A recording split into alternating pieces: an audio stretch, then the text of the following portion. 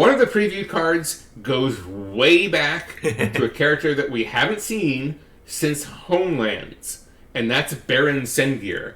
What do you think about the good Baron? Oh, I mean, the Baron's an interesting case in that the Baron has been an incredibly potent Vorthos character for years and years and years and years, with an incredibly weak card.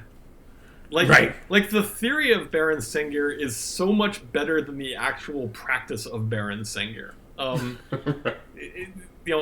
Homelands had a lot of problems, but the flavor of Homelands was ironically not one of them. Homelands has one of the stronger magic world buildings of any set ever. It's just that every card. I mean, apparently the magic world building is all the cards suck.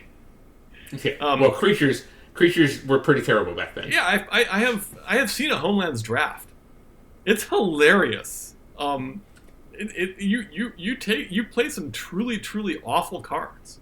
But anyway, the point is that for years and years and years, Baron Sengir is this mythic figure in Magic with absolutely zero reason to be a mythic figure in Magic aside from some cool flavor, because his card was unplayable. But yet he persisted. So I would not be surprised if when they whiteboarded the first Commander Legends session, they're like, okay, write down people from the past who we want to make a cool card for.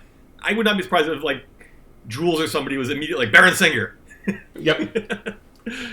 I believe you are correct in that assessment. Yeah. That he was in from an early design point. Yeah, I mean, I'm sure there was a meeting somewhere in the very first Commander Legends pitch where they got a whiteboard and they just said, okay, start naming cool legends from the past we haven't done goodbye.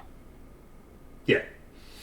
So one of the other things they also talked about in the panel were some of the improvements to white as a color in Commander. Ari is a Color Pie Council representative for white, and they revealed a pretty spicy card, Keeper of the Accord. At the beginning of each opponent's end step, if that player controls more creatures than you, create a 1/1 white soldier creature. That's fine, right? Mm-hmm. On a 3/4 human soldier body. The second paragraph, however, at the beginning of each opponent's end step, if that player controls more lands than you, you may search your library for a basic plains card, put it onto the battlefield tapped, and then shuffle your library. Yeah, I don't think the audience needs us to tell them this is a good card. Yeah, right. I mean, I have mixed feelings here insofar as, I won with mono white on Thursday. Right. White is a problem in Commander. I mean, all the colors are a problem in Commander only when you get to a certain point. Yeah. If you're playing in a biodome where you're not trying to run out CEDH decks or 8+ decks, white's actually totally fine.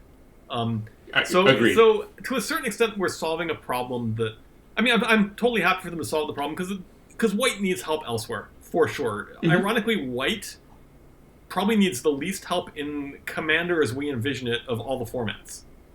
So I'm totally happy for them to spend some effort in making white better. I think that they basically said they're experimenting a lot of this stuff in standard sets, and I think that's actually going to be very healthy and very good.